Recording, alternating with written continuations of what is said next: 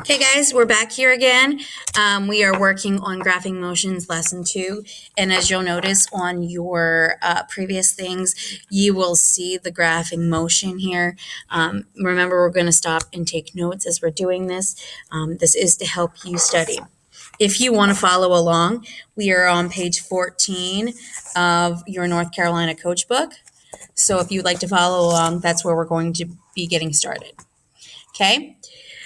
You have learned that motion is a change of an object's position that happens over time. Scientists show motion in many ways.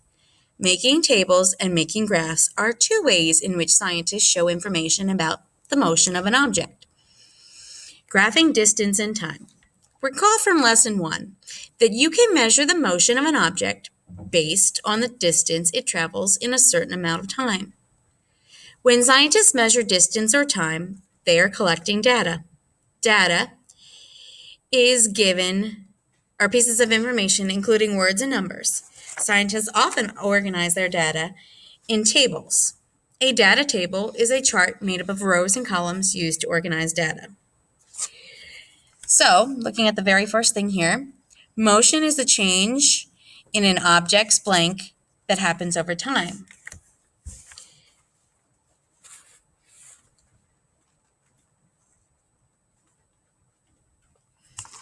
Motion is an object based on you needed to write distance. That happens over time. Making blank and graphs are two ways to show information about the motion of an object.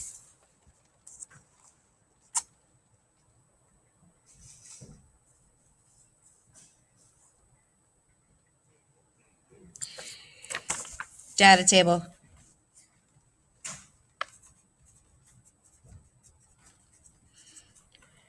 Two ways to show information about a motion of an object. When scientists measure distance of time, they are collecting. When scientists measure distance or time, they are collecting data. A data table is a chart made up of rows and columns used to organize data. A data table is a chart used to collect data. Once data has been organized in the table, a line graph can be made. A line graph is a graph that shows data as a line on a grid. A line graph can show changes over a period of time. Since motion is a change in position over time, you can use the line graph to describe an object's motion. So a line graph is a graph that shows changes over a period of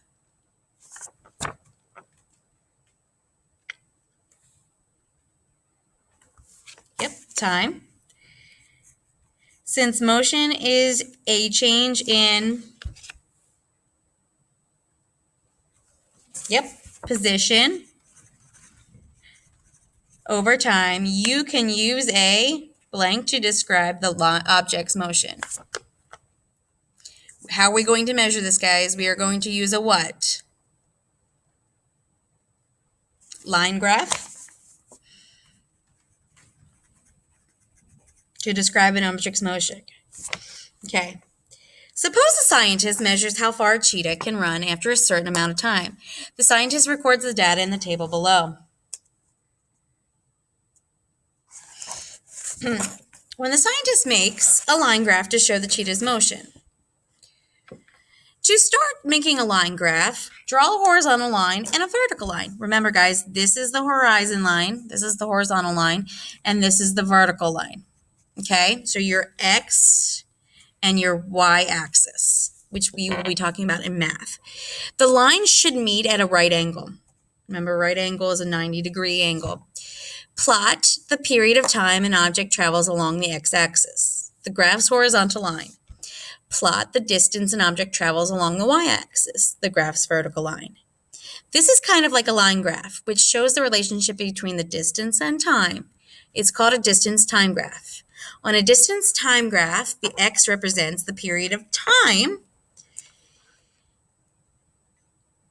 I'm sorry, I just lost my place. It's called a distance-time graph. The distance-time X represents a period of time that an object travels. The y-axis represents the distance of that an object travels. So this is your time, and this is your distance. There are many different kinds of graphs. Bar graphs help you compare things. Circle graphs show you how a whole is divided into parts. Pictographs use pictures that stand for numbers of things. The kind of graphs used depends on your data. It also depends on what you want to communicate. So let's look to see if we can answer any question. On a distance time graph, the blank represents the period of time when an object travels. The blank represents the distance of an object travels. So in the distance graph, the blank represents a period of time. Time.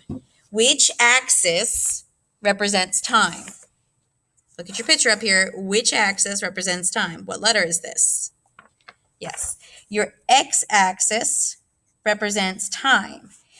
And the blank represents the distance. So right here's your distance. What axis is this? Yep, you should have y-axis. When the line of the distance time graph is blank, the speed is not changing, and when the line is blank, the graph has stopped moving. So we have not been able to answer that just yet.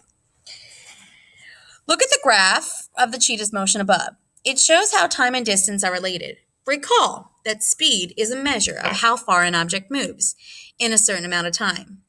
Notice that the line on the graph is straight, and this means that the cheetah's speed did not change for the 30 seconds shown.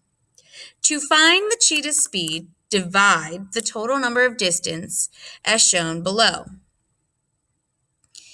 So you can see right here, this is basically our little triangle. Distance over time equals our speed. So the cheetah moved 10 meters during every second it was running.